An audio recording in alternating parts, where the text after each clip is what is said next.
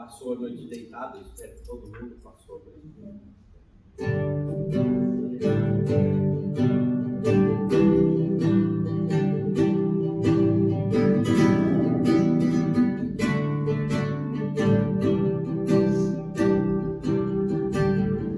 Eu te busco, te procuro, ó Deus, no silêncio do estás.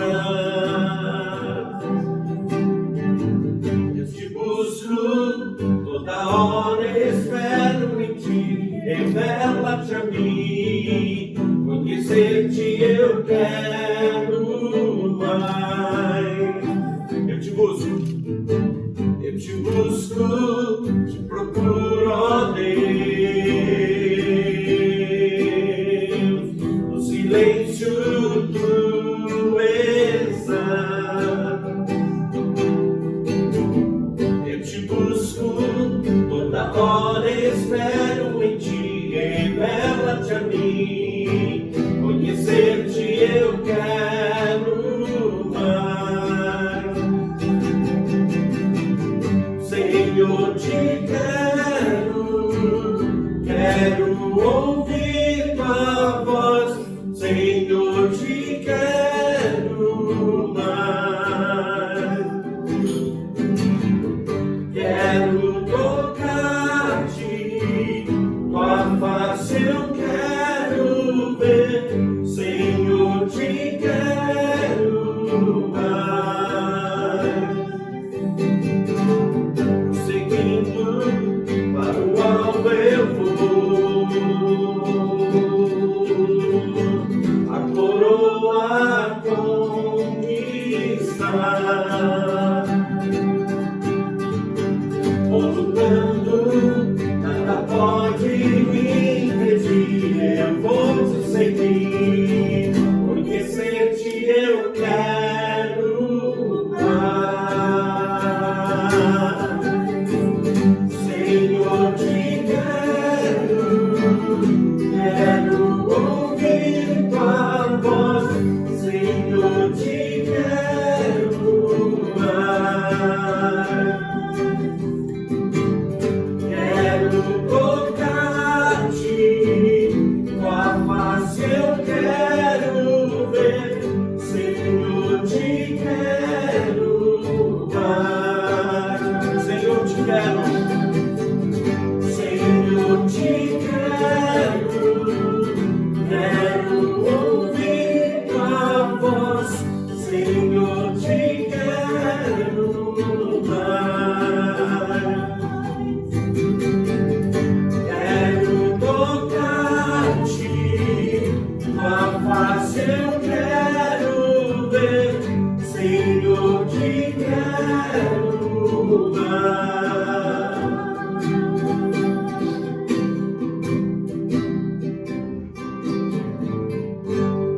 Senhor, nós te adoramos nessa manhã de domingo, engrandecemos ao Senhor por aquilo que o Senhor é, por aquilo que o Senhor tem feito na nossa vida. Muito obrigado, Pai, pelo privilégio de estarmos na tua casa, temos liberdade de abrirmos a tua palavra, estudarmos, Senhor, de fazermos parte de uma igreja militante, uma igreja viva, uma igreja, Senhor, que crê na tua palavra, anda firme na doutrina da tua palavra. Deus, muito obrigado por esses privilégios. Te agradeço pela vida de cada um dos nossos irmãos aqui conosco. Abençoa aqueles que ainda, porventura, estão vindo, que o Senhor possa protegê-los, guardá-los, que a gente tenha uma manhã muito gostosa na tua presença e na comunhão com os nossos irmãos. É o que nós pedimos. Abençoa as nossas crianças também. Esteja com eles, Senhor, com as professoras ali, nos conduz em toda essa manhã, em todo esse tempo, em nome de Jesus. Amém. Amém. Podem se sentar, Daniel.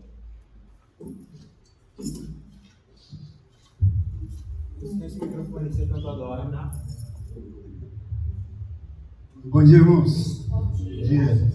Realmente é muito bom estar aqui, né? De manhã, estar na casa do Senhor aqui, um espaço para a gente poder adorar o nosso Deus e a gente estar em comunhão aqui. E eu preparei aqui nesse momento para a gente, juntos, né, para a gente poder adorar o nosso Deus através da leitura do Salmo 47. Eu gostaria que todos nós pudéssemos ler juntos, tá? Salmo 47. Aqui diz: é Deus o Rei da Terra, ao mestre de canto, Salmo dos filhos de Corá. Todos acharam? Então vamos lá. Batei palmas, todos os povos, todos juntos. Batei palmas, todos os povos, celebrai a Deus com vozes de júbilo, pois o Senhor Altíssimo é tremendo, é o grande Rei de toda a terra. Ele nos submeteu os povos e pôs sobre os nossos pés as nações. Escolheu-nos a nossa herança, a glória de Jacó, a quem Ele ama. Subiu Deus por entre aclamações, o Senhor ao som de trombeta. Salmodiai a Deus, cantai louvores. Salmodiai ao nosso Rei, cantai louvores. Deus é o Rei de toda a terra. Salmodiai com harmonioso cântico. Deus reina sobre as nações. Deus se assenta no seu santo trono. Os príncipes dos povos se reúnem. O povo do Deus de Abraão, porque a Deus pertencem os escudos da terra. Ele se exaltou gloriosamente. Amém. Amém. Então esse é o nosso Deus maravilhoso, então a Ele toda a honra e toda a glória.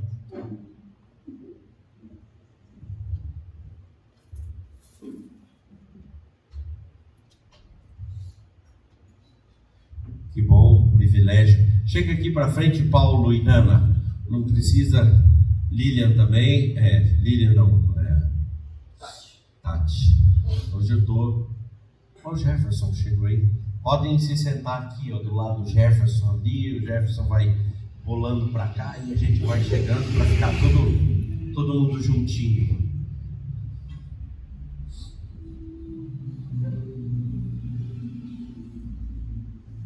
Meus amados, domingo passado nós falamos da lei de Deus, né? Lei que compreende aquilo que foi determinado por Deus no Antigo Testamento para o povo de Deus. Então, existem 3 aspectos, vamos relembrar rapidamente.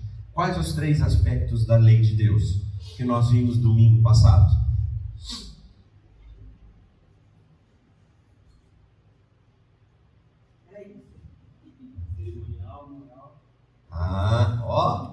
Que bom. Quem falou? O Jefferson? E a terceira, Jefferson? Cerimonial, moral e civil, jurídica, certo? Então, com base no que nós aprendemos domingo passado, 2 dessas leis, elas deixaram de ter efeito. Elas deixaram de fazer efeito. Qual dessas 2 leis que deixaram? Cerimonial e civil ou judicial, exatamente. E o que permaneceu foi a lei moral, certo? Em que termos a lei moral permaneceu? Provinha hoje, prova oral. Quantos de vocês gostavam de... Eu detestava a prova. O professor chamava à frente, fazia as perguntas e ficava gelado. Em que termos a lei moral persiste?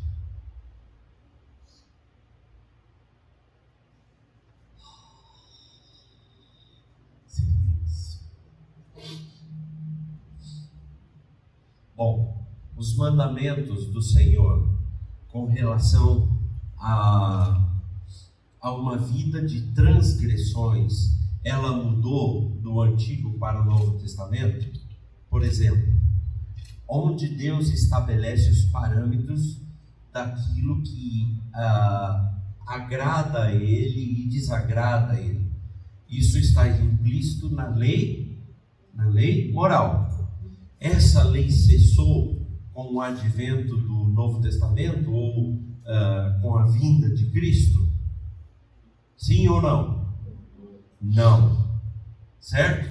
A gente compreende então que a lei moral ela ainda é vigente porque ela estabelece parâmetros ou limites, vou usar essa palavra, limites, no que se refere à vontade de Deus ou saber aquilo que agrada ou desagrada o Criador de todas as coisas.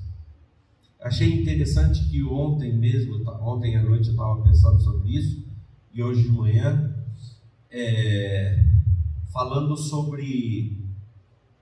pensando no tema de hoje que a gente vai tratar, que é o Jesus como Cordeiro de Deus, né? A questão da expiação de pecados. Eu estou fazendo só um parênteses aqui, tá? Antes da gente entrar no nosso estudo hoje. E a justiça de Deus, ela exige o pagamento pelo pecado. E não há homem nenhum que possa, pela sua própria justiça, pagar pelo pecado, a não ser que existisse ou que houvesse alguém totalmente justo para pagar esse pecado. E a palavra diz que não há remissão de pecados sem derramamento de sangue. Vida pela vida. Sem que haja vida pela vida, não há pagamento de pecado. Como você não é justo, como você não é santo, era necessário que alguém totalmente justo ou totalmente santo pagasse aquilo que você não pode pagar. E nesse sentido, nós temos a pessoa de Jesus Cristo, que é totalmente justo. A lei estabelecia esse tipo de justiça. A lei estabelece até hoje esse tipo de justiça. Porque diante de Deus, essa justiça, ou a necessidade dessa justiça, não mudou. Deus ainda requer que, para remissão de pecados, haja derramamento de sangue. Isso não mudou. Só que, como nenhum homem pode ser justo, ou se encontrar totalmente justo, era necessário Deus manifestar ou estabelecer a sua justiça através de um cordeiro puro, um cordeiro santo, um cordeiro imaculado. E aí você começa a compreender por que já no Antigo Testamento, para ser apresentado como sacrifício e expiação de pecado, o cordeiro tinha que ser o quê? Sem defeito nenhum.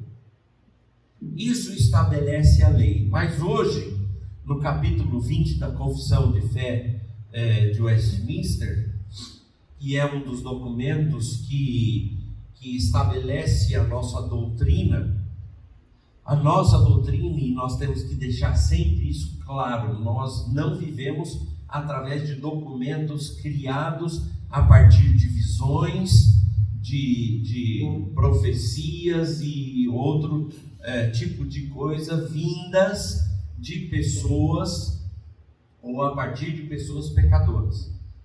Qual que é a nossa única regra de fé e prática? Pode falar alto. A Bíblia, a palavra de Deus. A Confissão de Fé de Westminster nada mais é do que uma sistematização da doutrina bíblica para facilitar a nossa compreensão daquilo que Deus espera de cada um de nós, ou daqueles que o servem. Então, no seu capítulo 20 da Confissão de Fé de Westminster, e esse é um dos nossos documentos que regem a nossa doutrina, fala sobre a liberdade cristã e a liberdade de consciência.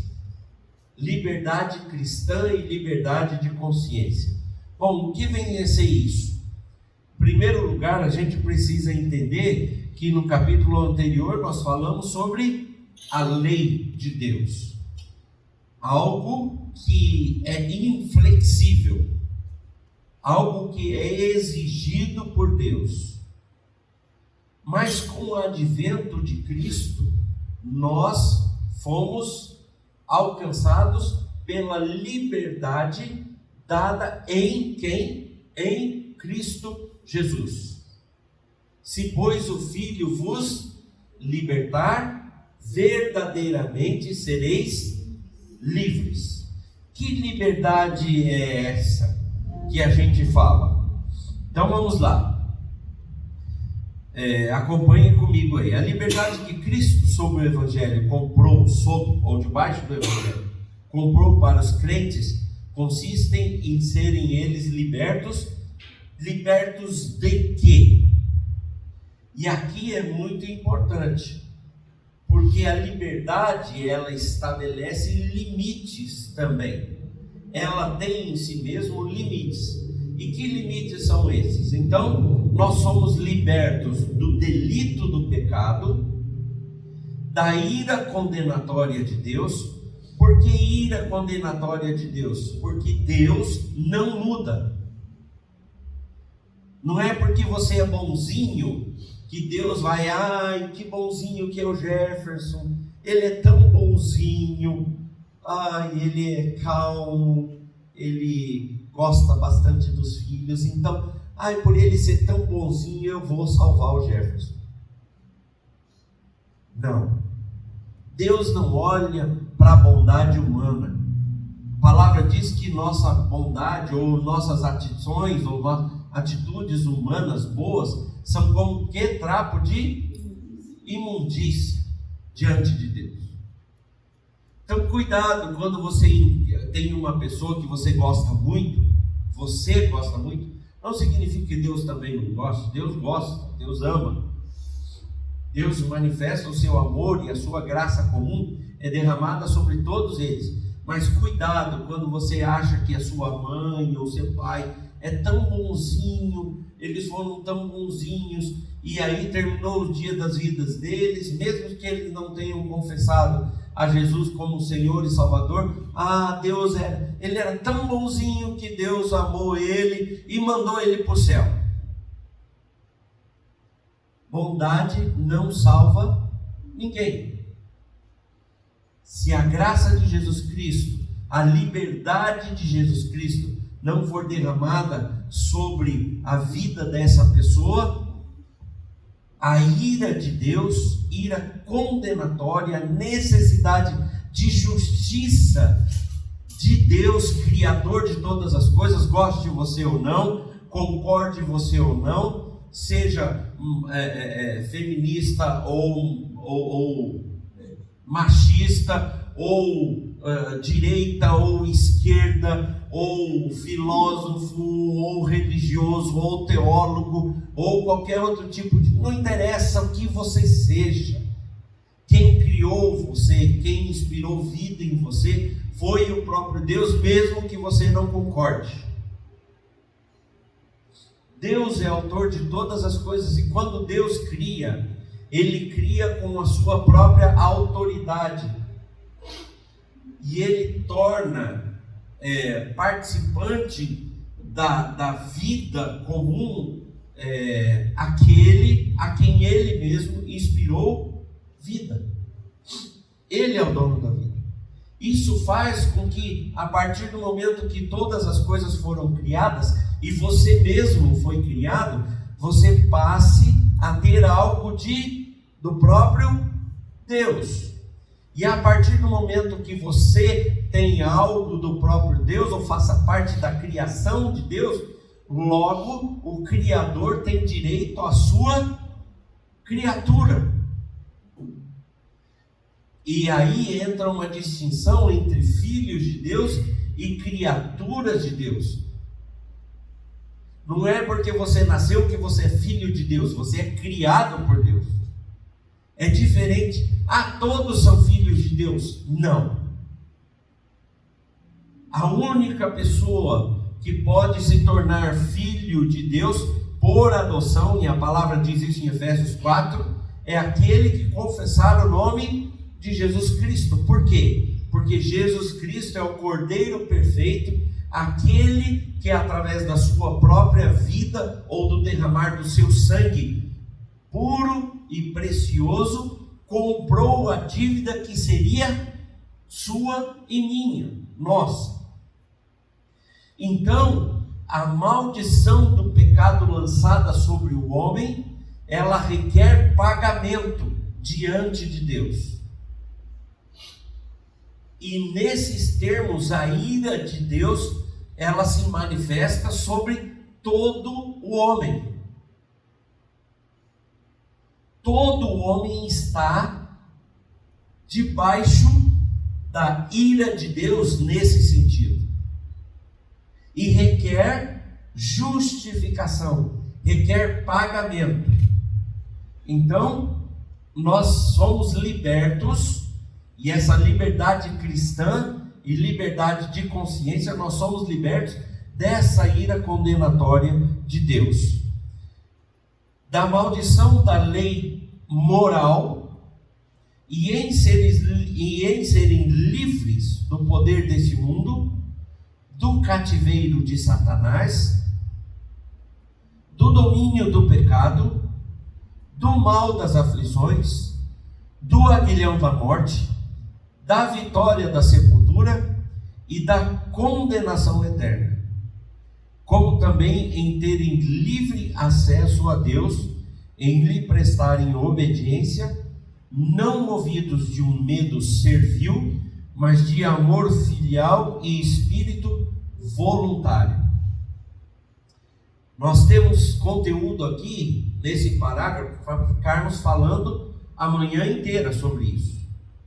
Cada um desses itens sublinhados, ele praticamente dá um sermão aqui para a gente conversar com muitas confirmações bíblicas. Mas eu quero destacar nesse primeiro parágrafo alguma delas. Por exemplo, nós não estamos, a partir da liberdade conquistada em Cristo Jesus, você não entenda o que eu vou falar de forma madura. Você não está mais debaixo da condenação do pecado. E aqui ele diz domínio do pecado. Você não está mais manietado, você não está mais acorrentado. Isso foi quebrado sobre a sua vida. Mas você está sujeito ao pecado. Todos compreendem isso? Sujeito a pecar, mas se pecarmos, temos o quê? Justo advogado, que é o próprio Jesus Cristo. Ele quebrou a corrente do pecado. Isso está ligado a um monte de coisa, inclusive a algumas denominações que dizem que quando você peca, você perde a salvação. Quando Jesus te libertou da cadeia, da corrente do pecado, você não está mais manietado àquilo. Nós conquistamos em Jesus Cristo a liberdade da condenação, do domínio do pecado. Certo? Outra questão. Na última sentença dessa primeiro parágrafo, a gente tem uma atitude aqui de quando nós temos livre acesso a Deus, né? Muita gente usa aquela expressão de quando Jesus morre, o véu se rasga de alto a baixo, para não dizer que ninguém foi lá e rasgou daqui para cá. e esse véu era algo muito alto, ninguém tinha acesso lá. A coisa aconteceu de lá para cá, e era algo grosso. Quantos aqui já foram em algum teatro? No teatro tem aquelas cortinas de teatro, que são umas cortinas, quase uma lona, né, muito grossa. Imagina um negócio daquele, mas rasgando de cima a baixo, naquela altura, simbolizando que agora não existe mais uma barreira entre Deus e o homem. Agora nós temos acesso livre a Deus, né? Livre acesso a Deus, conquistados por Jesus Cristo. Agora, a quem é dado esse livre acesso a Deus?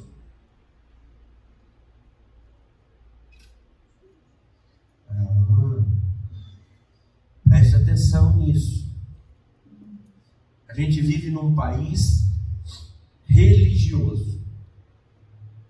E a religiosidade muitas vezes segue o entendimento das pessoas, ou do senso comum. E as pessoas acham que todo mundo tem livre acesso a Deus.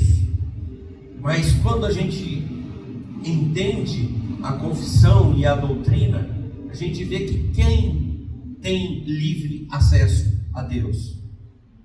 Todo aquele que foi lavado e redimido pelo sangue do Cordeiro, pelo sangue de Jesus. Essa pessoa tem livre acesso a Deus. Pastor, estou assustado. Sim, é bom que você fique assustado.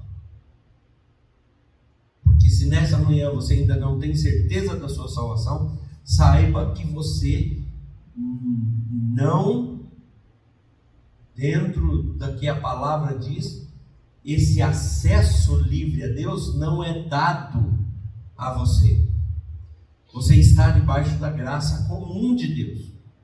Mas esse acesso salvador, esse acesso de perdão de pecados, esse acesso de misericórdia, de graça sobre a sua vida, de purificação, não é dado a você. Somente aquele que entendeu o senhorio de Cristo Jesus sobre a sua vida. Está claro aqui ou não? Quem tem perdão de pecados então?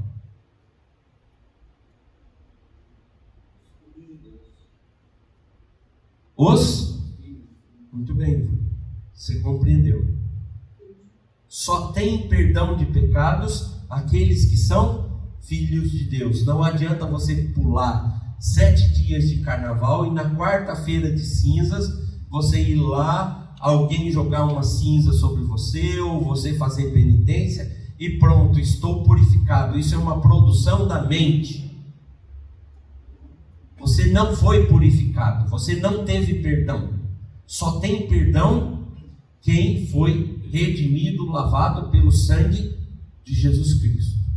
Logo, 3 pontinhos, você pode fazer as suas continhas aí, né? E tirar as suas próprias conclusões. Leve esse pensamento para a sua casa hoje. Tem uma coisa que eu acho muito interessante nessa primeira proposição da confissão, desse capítulo da confissão, que é esse finalzinho ali, que distingue bem essa questão de liberdade, porque o ser humano tende a entender liberdade como assim, agora eu posso fazer tudo que dá na minha cabeça, eu sou livre, né? E na verdade, antes, como fala ali da questão que nós somos livres ou libertos, né? Livres do poder do mundo, né? Do cativeiro de Satanás, do domínio do pecado. Ou seja, antes nós éramos escravos do reino de Satanás, do reino das trevas. E aí a liberdade que nós temos em Deus é para sermos servos. A gente não deixa de ser servo. A gente continua sendo servo. A gente só muda o Senhor. A gente era antes servo de Satanás, agora a gente passa a ser servo de Deus.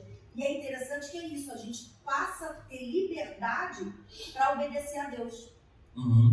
E desta forma, o meu relacionamento com Deus não é de medo servil. Não é medo. Tem gente que acha que tem que ter medo de Deus, o medo do que Deus pode fazer se você errar, se você pecar, se você isso, né? Mas eu tenho liberdade para obedecer a Deus, não por medo, mas por amor e de forma voluntária. Eu acho que isso é muito importante de compreender essa questão da liberdade.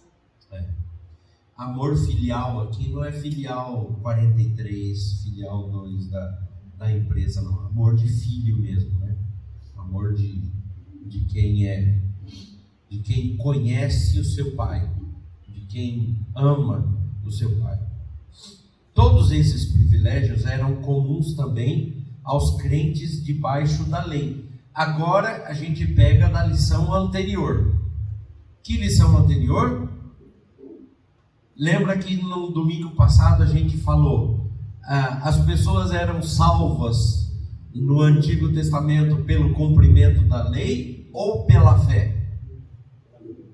Pela fé. Pela fé. Pela fé naquele que haveria de vir, que já estava estabelecido. Por exemplo, deixa eu falar para você onde a gente prefigura a pessoa de Jesus Cristo logo no começo da história. Quando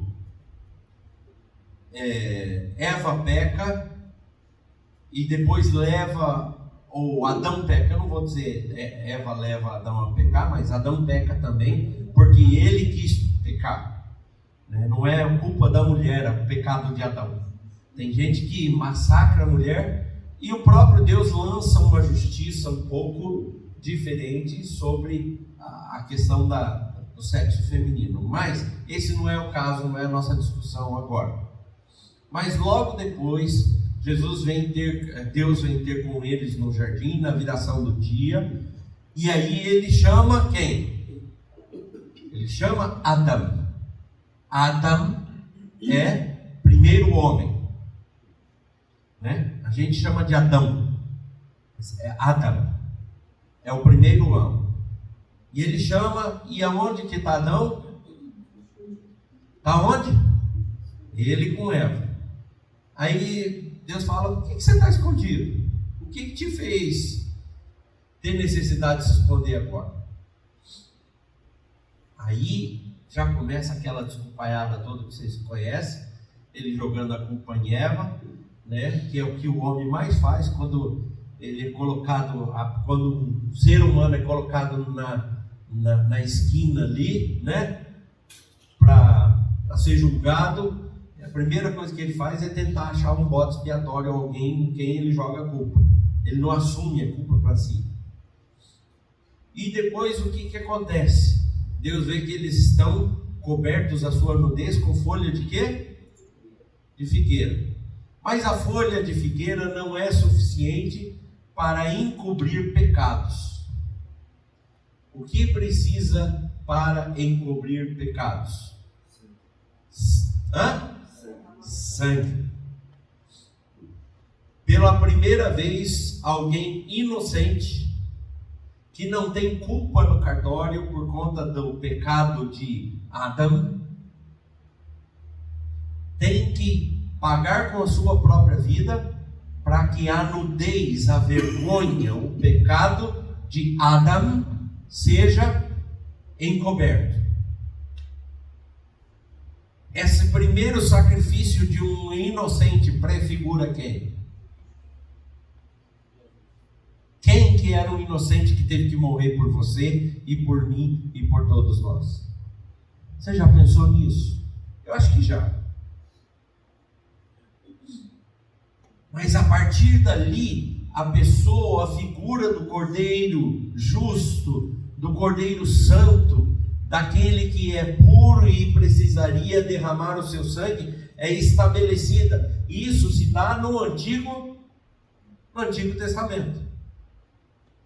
O povo vivia pela fé naquele que haveria de pagar ou de substituir, ou o inocente que haveria de morrer pelos seus pecados. Então, esse povo do Antigo Testamento, ele não tinha a sua salvação por prática da lei, ou obediência da lei, ou cumprimento da lei. Tem gente que fala isso, nós falamos isso semana passada. E algumas religiões nos dias de hoje trazem de volta essa prática que você tem que cumprir certas regras para agradar a Deus e para ser salvo. E se você deixar de cumprir aquilo, você vai ser condenado, você perde a salvação. Mas nunca foi pela lei, sempre foi pela fé. Pela fé em Jesus Cristo. E esses crentes, eles eram já crentes no Antigo Testamento. Eles estavam atrelados à lei, no sentido que a gente escutou, a lei cerimonial, a lei moral e a lei judicial. Mas sob o Evangelho, agora continuando, a liberdade dos cristãos está mais ampliada, ou seja, no advento de Cristo, no cumprimento da morte do Cordeiro, no derramamento do seu sangue, a liberdade sua e minha foi ampliada. Então, pense bem que privilégio você ter sido programado por Deus, planejado por Deus, para nascer nessa época em que você nasceu. Isso é um motivo de gratidão para nós nessa manhã. Entender que Deus te deu o privilégio de nascer nessa época, onde a liberdade dos cristãos foi ampliada por conta do advento de Cristo Jesus. E eles, ou eu, ou nós, nos achamos isentos do jugo da lei cerimonial, aquela que estava sujeita à igreja judaica, e tendo maior confiança do acesso ao trono da graça e mais abundantes comunicações do Espírito de Deus do que os crentes debaixo da lei ordinariamente alcançavam. Certo? Que textos nós temos?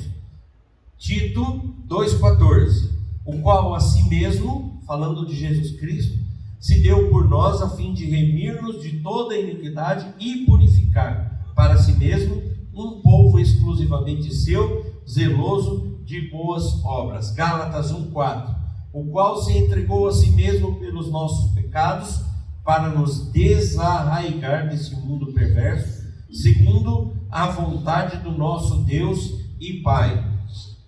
Hebreus 10, 19 a 22, tendo, porém, irmãos, intrepidez para entrar no Santo dos Santos, pelo sangue de Jesus. Isso aqui sintetiza aquilo que a gente falou do véu. Quando Jesus morre, o véu se rasga de alto a baixo, e a partir daí nós temos ousadia, nós temos a autoridade conquistada por Jesus para entrar na presença ou estar na presença de Deus. Deixa eu fazer um parênteses aqui, uma correçãozinha pastoral nas nossas orações.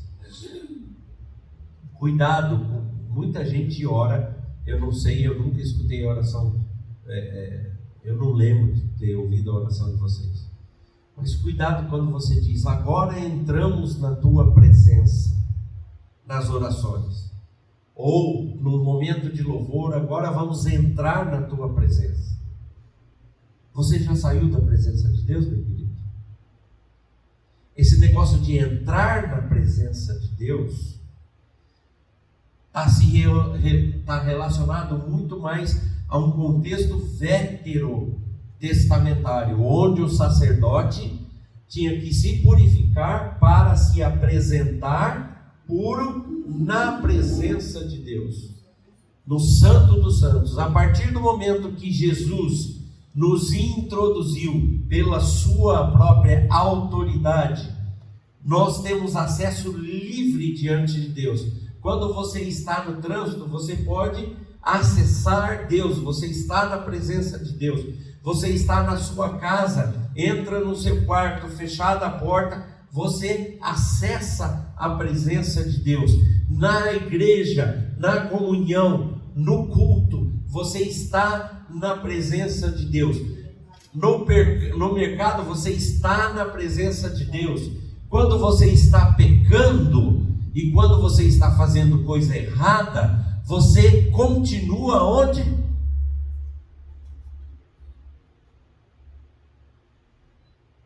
Legal isso.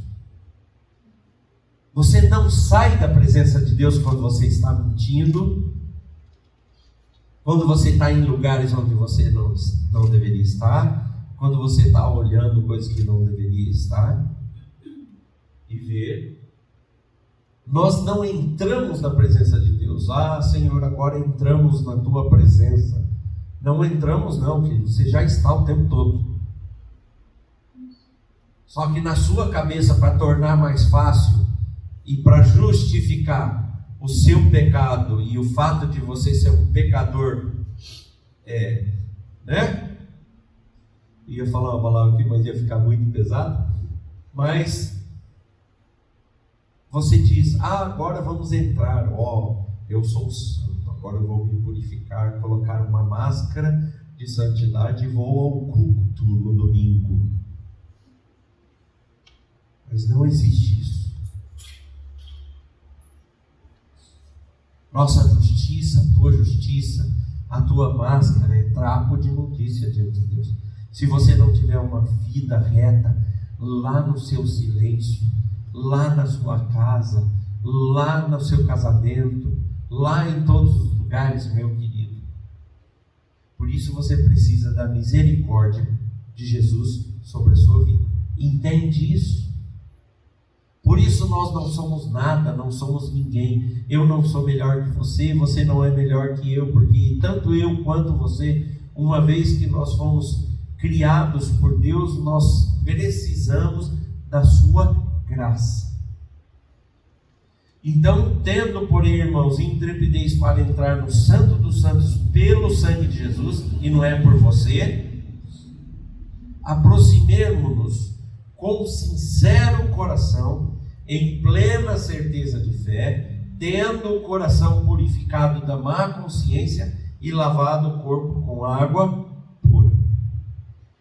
João 7, 38 e 39. Quem crer em mim, como diz a Escritura, do seu interior fluirão rios de água viva. Isto ele disse com respeito ao Espírito que haviam de receber os que nele crescem, pois o Espírito até aquele momento não fora dado, porque Jesus não havia sido ainda glorificado. Esse texto exemplifica a questão da ampliação, né? Falado na Aqui está aquela questão da ampliação, onde a liberdade que nós conquistamos em Cristo Jesus, ela foi ampliada do que os antigos que viviam pela lei. No Velho Testamento, o Espírito Santo era enviado em situações específicas. A partir de Jesus Cristo, depois que ele foi assunto ao céu, o Espírito Santo nos foi otorgado. E aí ele permanece em nós a partir do momento da salvação. Vocês entendem isso que a Cris acabou de dizer? No Antigo Testamento, as manifestações espirituais eram pontuais. Deus enviava o seu Espírito com o objetivo de promover certos atos. Mas no Novo Testamento, em Cristo Jesus, nós somos selados com o Espírito Santo. É permanente. Certo? Vamos lá, vamos continuar? Então, nessa primeira proposição, a gente tem alguns destaques a fazer. Essa liberdade em Cristo. A liberdade cristã não é a mesma liberdade do mundo. A liberdade daqueles que são convertidos não é a mesma liberdade daqueles que não são convertidos. É isso que quer dizer. Somente pela graça de Deus o regenerado pode, através desse Espírito Santo que foi outorgado, ou pelo selar do Espírito, desejar e querer agir conforme a lei de Deus. Então, não existe possibilidade de um não crente agir conforme a lei de Deus, ou naturalmente agir conforme a lei de Deus. É isso que a gente vê aqui. Compreendido? Só vem corroborar aquilo que a gente já comentou hoje. Continuando. Essa liberdade cristã não significa que o homem adquire a capacidade de exercer o seu livre arbítrio. Por que eu coloquei a palavra livre arbítrio aí em vermelho? Nós temos livre arbítrio ou não? Não. Todos entendem que nós perdemos nosso livre arbítrio? Perdemos o nosso livre arbítrio em Adão. E livre arbítrio aqui com relação à salvação, ou a estar com Deus eternamente.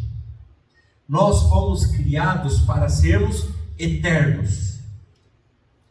Agora a eternidade só tem dois destinos: ou com Deus para sempre, ou sem Deus para sempre. Mas você, a partir do momento da sua existência, você é eterno.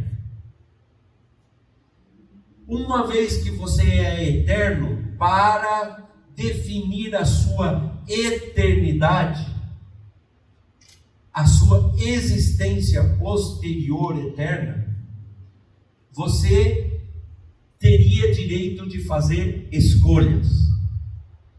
Mas a partir do pecado em Adão, todo aquele que é nascido de Adão, ou do primeiro homem, nasceu debaixo de uma maldição do pecado.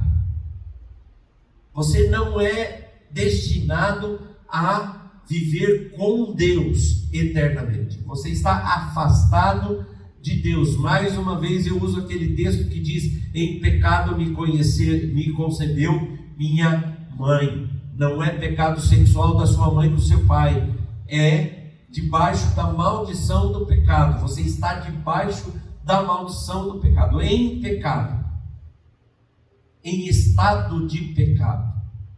E a partir daí você teria a chance de escolher pela vida eterna ou morte eterna. Mas alguém já fez essa escolha por você. Me desculpe dar essa triste notícia. Quem foi essa pessoa? Adão. E você perdeu o livre arbítrio. Você não pode mais arbitrar. Você não pode chegar para Deus e dizer: Deus, eu decido estar contigo agora. Você perdeu isso. Então, perdeu a capacidade para agir em concordância com a lei de Deus. E aí entra livre agência. Eu e você ainda temos. Deus nos dá liberdade de agir, mas nos tira a liberdade de definir.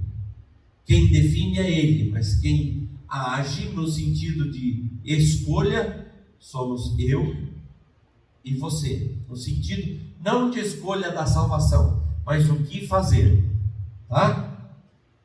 Você pode pecar? Claro. Não deveria. Porque uma vez que você entende que você estava destinado ao inferno e merecia a morte eterna, e alguém morreu no teu lugar, qual é a sua atitude? Ou deveria ser a atitude? De gratidão. Deixar de entristecer aquele que lhe deu esse presente. Mas nós somos tão ruins, somos tão imerecedores, que a gente às vezes ainda, por conta da nossa carne, do desejo que está lá dentro e latente em nós, a gente desobedece. E a gente, na nossa livre, a gente escolhe pecar. E aí, Deus entra e traz essa provisão de justiça. Então, a livre agência do homem sempre será voltada para a sua natureza depravada. Somente a presença e operação contínua do Espírito de Deus torna o homem capaz de pensar e agir conforme os preceitos divinos. Filipenses 2,13. Porque Deus é quem efetua em vós tanto querer como realizar segundo a sua boa vontade. A lei restringe as ações dos homens e indica o castigo. Não existe intenção salvífica na lei, mas apenas de coerção e de punição. Ela estabelece os critérios. O crente justificado pela graça é liberto de todos os seus pecados e da maldição da lei, visto que esta foi plenamente cumprida em e por Cristo, sendo extinta a culpa pelos pecados passados, presentes e futuros do seu povo eleito. Por isso que os antigos, eles criam pela fé, e nós cremos também pela fé. Ok? Vamos continuar? Nisto consiste a liberdade cristã. Só Deus é Senhor da consciência e a deixou livre das doutrinas e dos mandamentos humanos que são, em qualquer coisa, contrários à palavra dele, ou que, em fé ou de culto, estejam fora delas. Assim, qualquer um que creia em tais doutrinas ou obedeça a tais mandamentos, por motivo de consciência, trai a verdadeira liberdade de consciência. Exigir para eles fé implícita e obediência cega e absoluta é destruir a liberdade de consciência e a própria razão. Ou seja, sintetizando isso, quando eu e você nos aprisionamos voluntariamente à prática de lei, nós anulamos a liberdade conquistada por Cristo Jesus. E aí nós temos os textos, Atos 5:29. Alguém rapidamente abre, que eu acho que não temos esses textos aqui. Atos 5:29. Outro abre em Gálatas 5:1. Outro Atos 17:11 e 1 Pedro 3:15. Rapidamente. Achou, já leu. Atos 5:29, Gálatas 5:1, Atos 17:11, 1 Pedro 3:15. Então Pedro e os demais apóstolos afirmaram: antes importa obedecer a Deus do que aos homens. Próximo.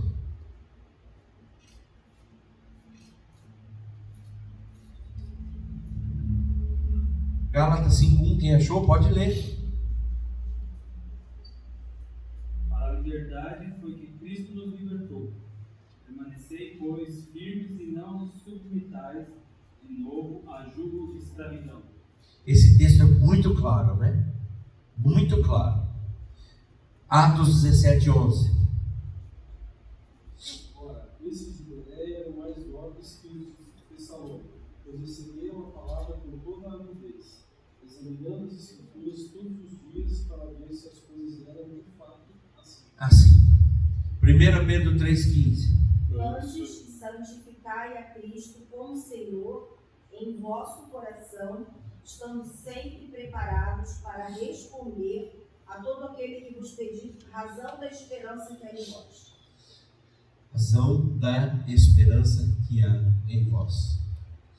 Esse último texto é interessante, que ele chama a nossa responsabilidade para essa compreensão, não só compreensão individual, ou seja, ter claro isso que a gente falou até agora no nosso coração, mas também defender essa prática publicamente. Eu acho interessante esse texto, é uma convocação a você a compreender essa doutrina, não só não aceitá-la, como também a ensiná-la, a contrapor.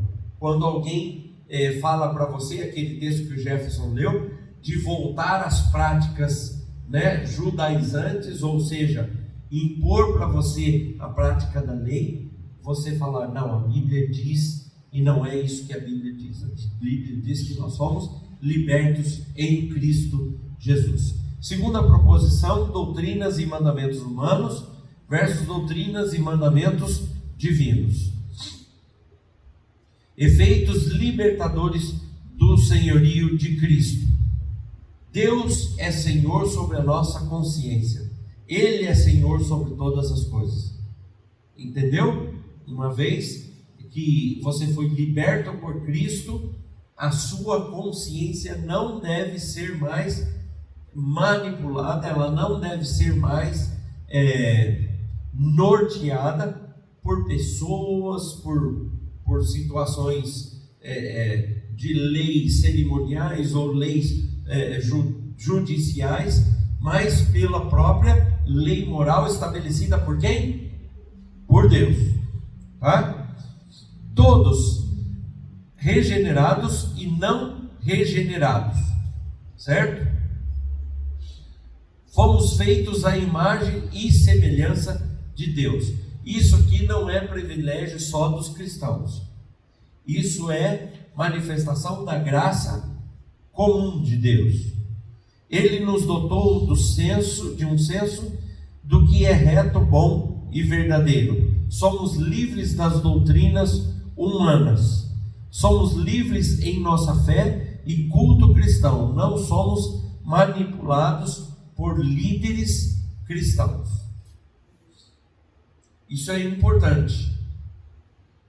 A gente está voltando nos nossos dias a ver muita gente doente espiritualmente falando. Por quê?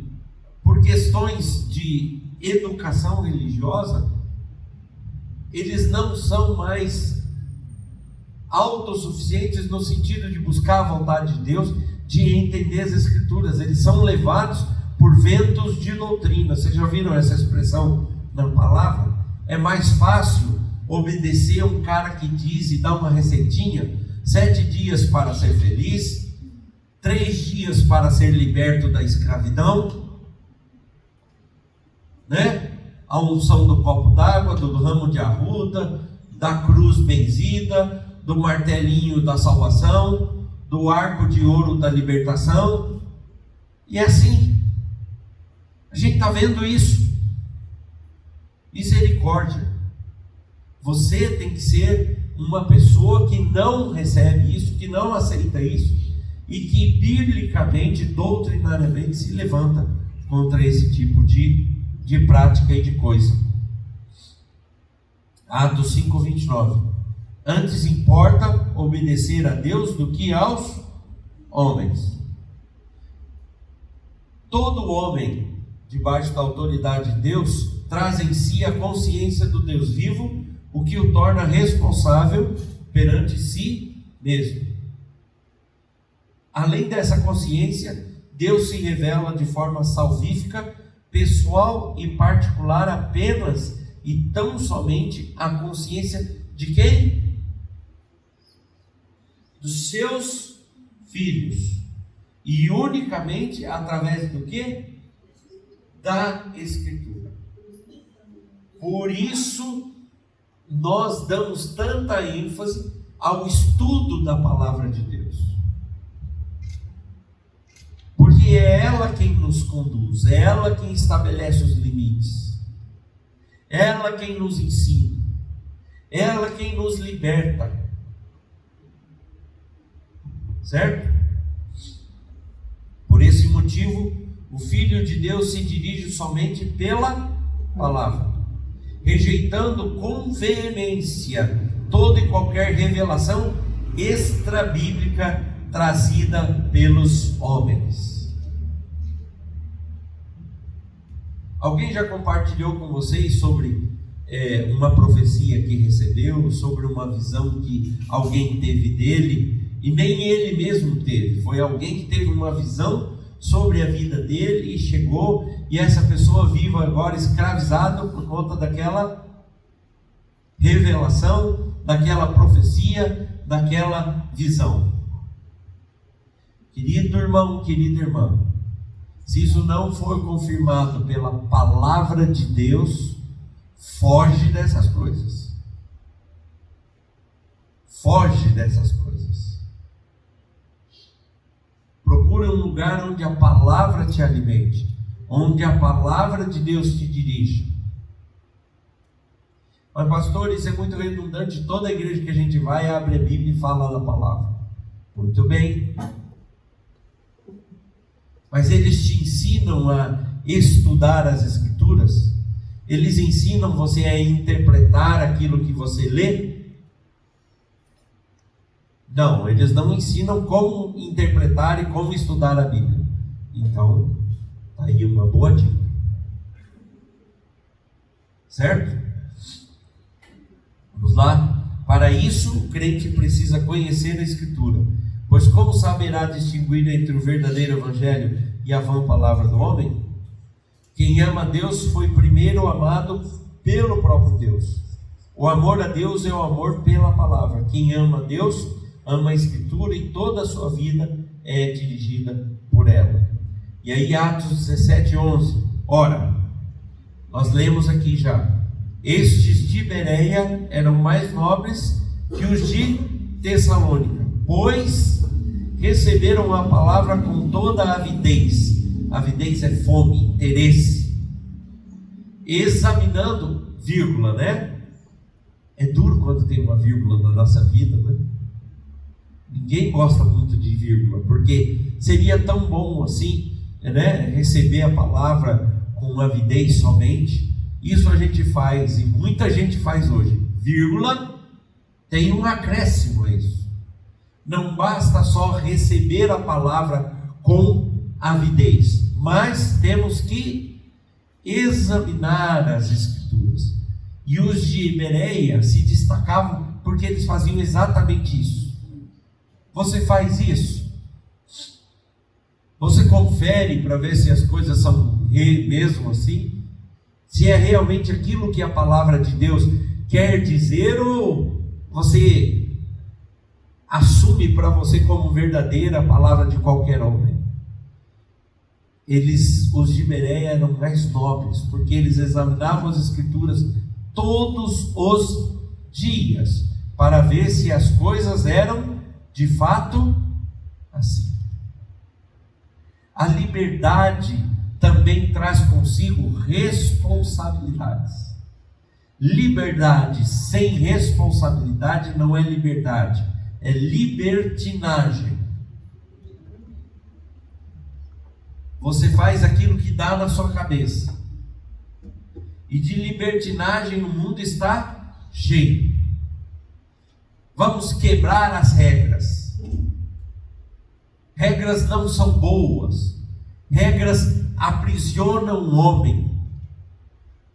Vamos deixar o nosso espírito livre. Livre para quê?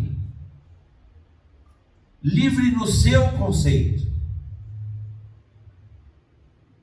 Livre no conceito pessoal, humano.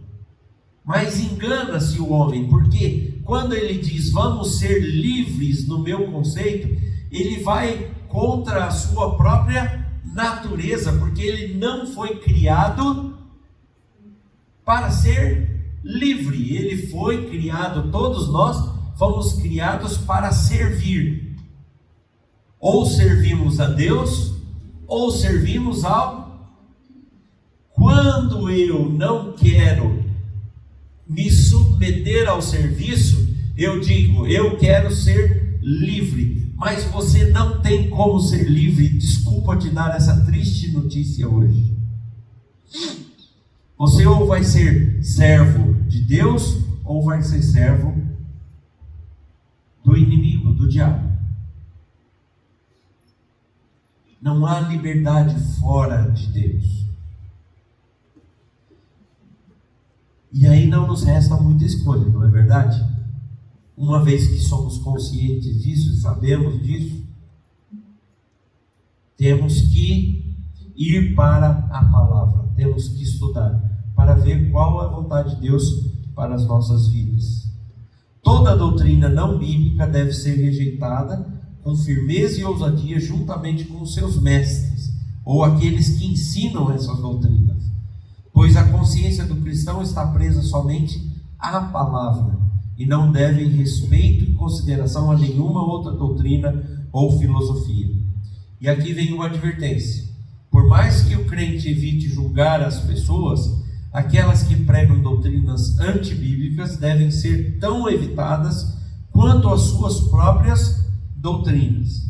A única aproximação possível com essas pessoas é a repreensão, visando a correção e disciplina para arrependimento.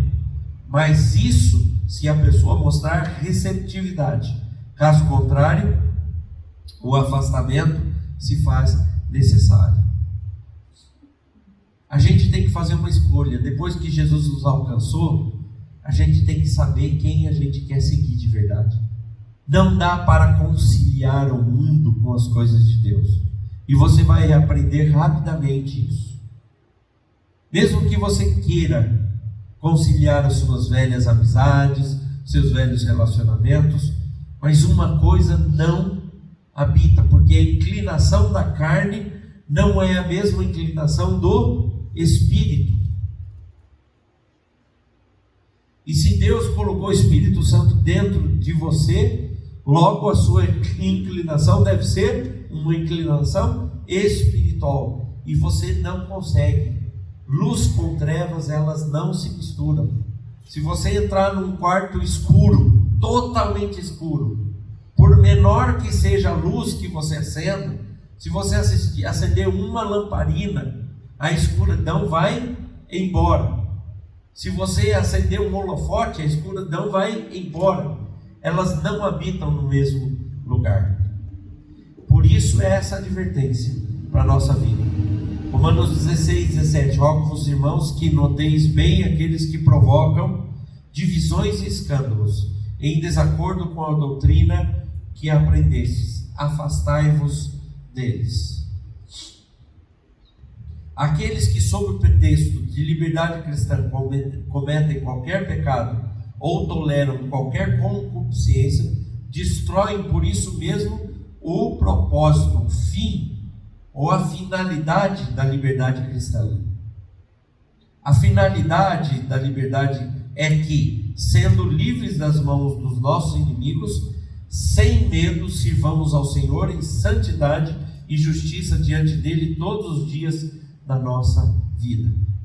Essa recomendação, ela deveria ser natural na minha e na sua vida, porque é algo em gratidão. Não é por imposição da justiça de Deus. Nós sabemos que Ele é justo. Isso deve ser algo que norteia a sua vida. A consciência da justiça de Deus, da necessidade da manifestação dessa justiça. Por isso Ele deixou a lei moral estipulada onde? Na sua palavra. E se você tem essa consciência daquilo que você, da liberdade que você teve ou ganhou em Jesus Cristo, logo a sua vida deve ser vivida debaixo da palavra de Deus, que te orienta a não servir mais o inimigo, mas servir a Deus, fazer a vontade de Deus. E onde a vontade de Deus está expressa? Na palavra de Deus. Liberdade para obediência. Todo aquele que insiste deliberadamente no pecado, na verdade não recebeu a graça de Deus. Faça aí a sua análise pessoal. João 3,6. Todo aquele que permanece nele não vive pecando. Todo aquele que vive pecando não o viu nem o conheceu. E aqui está a resposta que, claro, não nos torna juízes, mas nos dá uma direção, uma noção crítica da questão da salvação em Jesus Cristo. A palavra diz que pelo fruto os conhecereis. Como você pode julgar alguma pessoa, não no sentido de julgar, dizendo que ela é salva ou não? O julgamento deve ser pessoal da sua salvação. Mas analisando os frutos, é o que está dizendo aqui, ó. Todo aquele que permanece em Cristo Espírito que faz a sua vontade, deixe as obras da carne do mundo, porque vive em gratidão àquele que o conquistou, àquele que o salvou. Não vive mais debaixo da lei, mas debaixo da palavra de Cristo Jesus. Lucas 1, 74 e 75. De conceder-nos que, livres das mãos dos inimigos, o adorássemos sem temor, em santidade e justiça perante Ele todos os dias. Vocês estão vendo duas indicações, dois direcionamentos. Uma com relação a temor, que é medo, aquele medo de julgamento, aquele medo de se eu fizer assim eu vou ser castigado.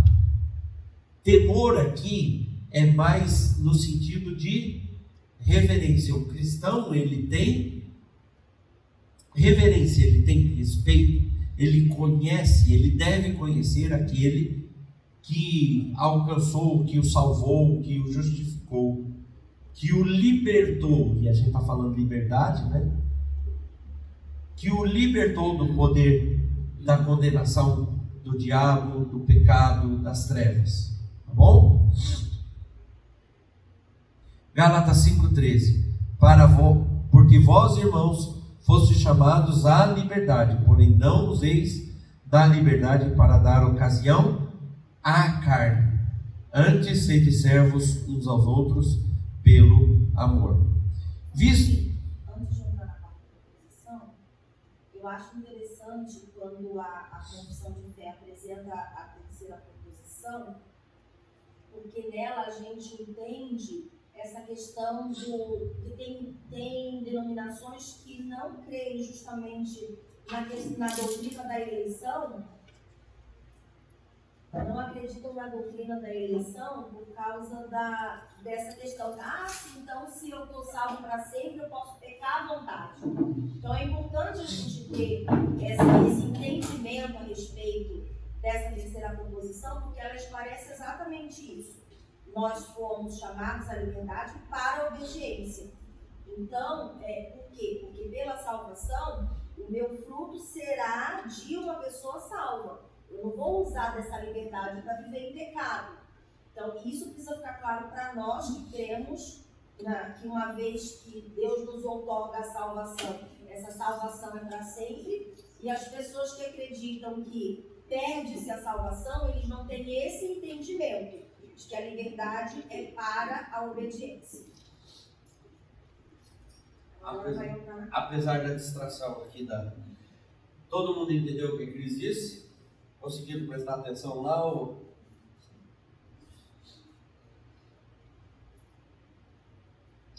Então vamos caminhando. Quarta proposição. Visto que os poderes que Deus ordenou e a liberdade que Cristo comprou, presta atenção, Deus ordenou e Cristo comprou.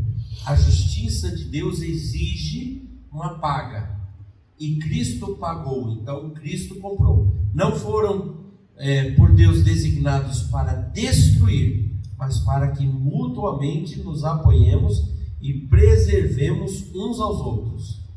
Resistem à ordenança de Deus os que, sob o pretexto da liberdade cristã, se opõem a qualquer poder legítimo, civil ou religioso ou ao exercício dele. Tá? E aqui vai entrar mais na questão do poder civil, né, da autoridade de Deus. Se publicarem opiniões ou mantiverem práticas contrárias à luz da natureza ou aos reconhecidos princípios do cristianismo, concernentes à fé, ao culto ou ao procedimento, se publicarem opiniões ou mantiverem práticas contrárias ao poder da piedade ou que, por sua própria natureza ou pelo modo de publicá-las e mantê-las, são destrutivas da paz externa da igreja e da ordem que Cristo estabeleceu nela, podem de justiça ser processados e visitados com as censuras eclesiásticas. Aqui está falando do contexto de vida cristã. está falando da liberdade cristã, mas dentro dos limites da palavra de Deus.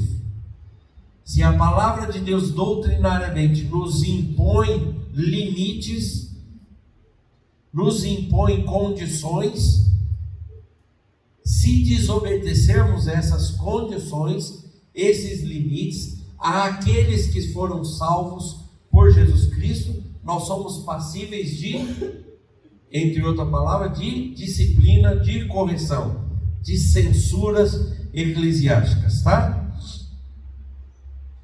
Submissão às regras da fé da igreja e autoridades civis. 1 Pedro 2, 13 a 14 diz: sujeitai-vos a toda instituição humana por causa do Senhor, quer seja o rei como soberano, quer as autoridades como enviadas por ele, tanto para castigo dos malfeitores, como para louvor dos que praticam o bem. Tito 3, 10 e 11. Evita o homem faccioso depois de admoestá-lo primeira e segunda vez, pois sabes que tal pessoa está pervertida e vive pecando e por si mesma está condenada. O cristão deve obediência aos magistrados civis e religiosos. A palavra de Deus nos impõe isso. Essa obediência, todavia, está restrita à Escritura, que é a autoridade última do cristão. Ou seja, até onde vai a nossa obediência às autoridades civis constituídas por Deus como nossas autoridades governamentais, civis, jurídicas, etc. Fora do contexto eclesiástico, fora do contexto cristão. Até onde vai a autoridade dessas pessoas? Então a gente vai ver isso. A igreja está autorizada para estabelecer processos e censuras a seus membros e ministros. A igreja não deve acobertar membros ou ministros que infringam a lei, mas encaminhá-las ao magistrado civil para julgamento. Está claro até aqui para vocês? Entendeu? Então, quando alguém dentro do contexto cristão ou eclesiástico da igreja, ele infringe uma lei civil, a igreja deve, em primeiro lugar, repreendê-lo como igreja, por desobediência às leis civis e, subsequentemente, à palavra de Deus, e posteriormente encaminhá-lo para a disciplina também da lei civil, ok? A obediência limitada, ou cristã limitada, e agora entra essas questões da palavra de Deus na vida do cristão. A Escritura como norma de vida do cristão. O eleito de Deus é escolhido para a fé em Cristo, arrependimento e obediência. Em princípio, o cristão é um bom cidadão do seu país e um membro fiel da igreja. Todavia, a regra primeira do cristão é o quê? A Escritura.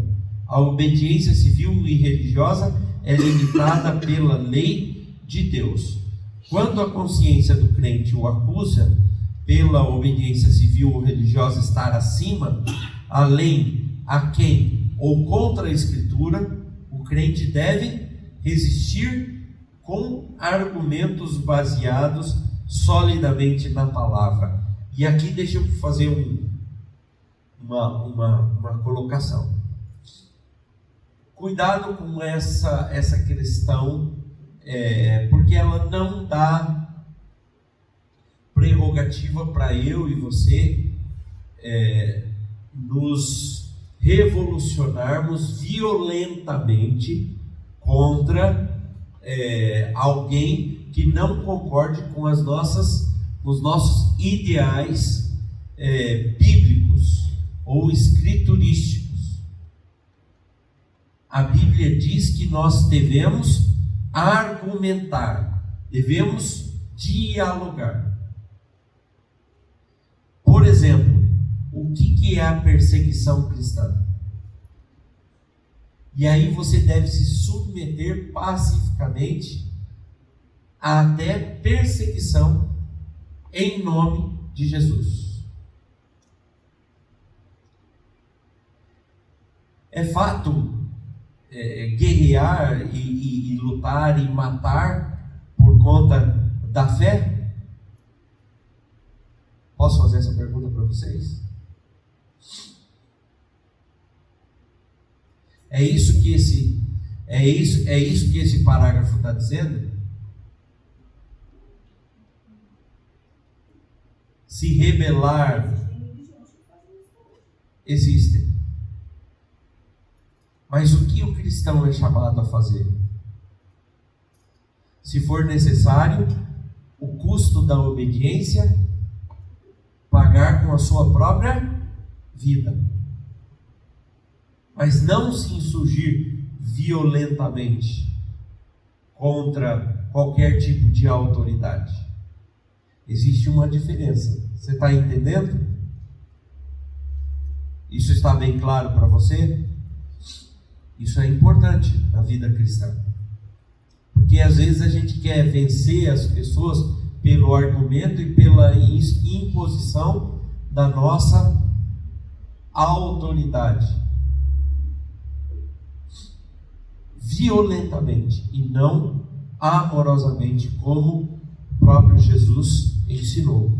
Nosso exemplo maior está na pessoa de Jesus Cristo, que a si mesmo se entregou, a si mesmo se deu, a si mesmo se doou. Ele veio cumprir toda a lei, e pelo fato de não, muitas vezes, deixa eu corrigir, de muitas vezes ser interpretado de forma errônea pelos doutores da lei na época, ele foi até a última consequência, pela obediência. Ele entregou a si mesmo. Gálatas 1:8. Mas ainda que nós, ou mesmo um anjo vindo do céu, vos pregue evangelho que vá além do que vos temos pregado, seja amaldiçoado, anátema. Muita gente ouve essa palavra anátema e não sabe o que é. É isso aí, amaldiçoado.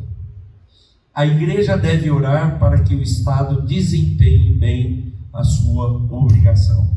Paulo nos exorta a orar em favor dos reis e de todos que se acham investidos de autoridade, para o bem das nossas próprios líderes, por toda a sociedade, e assim, para que vivamos vida tranquila e mansa, com toda a piedade e respeito. Eu e você, na liberdade cristã e na liberdade civil, nós somos chamados, em primeiro lugar, a intercedermos pelas nossas autoridades. Porque se nós não cumprirmos esse papel e essas autoridades forem más, nós estaremos sujeitos a um mau governo. Mas se a igreja se colocar em oração, então nós teremos vida tranquila e mansa e paz. Isso é um chamado que cada um de nós temos. Esse é o mandamento de Deus para o nosso bem e para a sua glória, para a própria glória de Deus. Concluindo, liberdade cristã é liberdade em Cristo. Ele nos livrou da condenação do pecado, da ira de Deus, da maldição da lei, do poder deste mundo, do cativeiro de Satanás, do domínio do pecado, da morte e da condenação eterna. Liberdade cristã, então, é ter livre acesso a Deus. A liberdade cristã não é liberdade para eu viver como eu quero, mas para viver em obediência, por amor, de forma voluntária, através da minha liberdade de consciência. Devemos agradecer a Deus por nos libertar e guiar a fim de servi-lo melhor. Que Deus nos dê essa graça de entendermos essa liberdade que conquistamos através de Jesus Cristo. Não é uma liberdade para fazermos o que queremos, mas é uma liberdade, o que queremos, mas uma liberdade para manifestar em nossa própria vida a glória de Deus, o propósito de Deus, a vida de Deus. E se fizermos isso, com certeza você vai experimentar de alegria sem fim, alegria eterna, alegria que só Deus pode dar. Só o Criador de todas as coisas pode estabelecer sobre a sua vida. Vamos orar? Deus querido, nós te agradecemos por essa manhã, agradecemos pela tua palavra, agradecemos, Deus, porque o Senhor fala conosco, agradecemos pela liberdade em Cristo Jesus. Pai, agradecemos porque nós somos duplamente privilegiados, primeiro de existir, de viver, de respirar, e em segundo lugar por sermos chamados e salvos e viver uma vida liberta através de Jesus Cristo. Nós te bendizemos, nós te agradecemos, te pedimos que essa liberdade que conquistamos em Cristo Jesus nos faça melhores, nos faça pessoas que servem ao Senhor, que se dispõem a trabalhar, a viver a vida dependentes da tua direção, cumprindo os teus propósitos. Abençoa cada um dos irmãos aqui, nos leva, Senhor, aos nossos lares, aos nossos afazeres nessa manhã, que possamos obedecer, amando ao Senhor, servindo ao Senhor de todo o nosso coração. Nós pedimos essas bênçãos e agradecemos em nome de Jesus. Amém. Amém. Deus abençoe você, que a graça do Senhor possa estar presente na sua vida em todo o tempo, nessa manhã. Amém? Hoje à noite teremos nosso culto, teremos ceia, então voltem, para estarmos juntos e participarmos da ceia do Senhor nessa noite. Deus abençoe.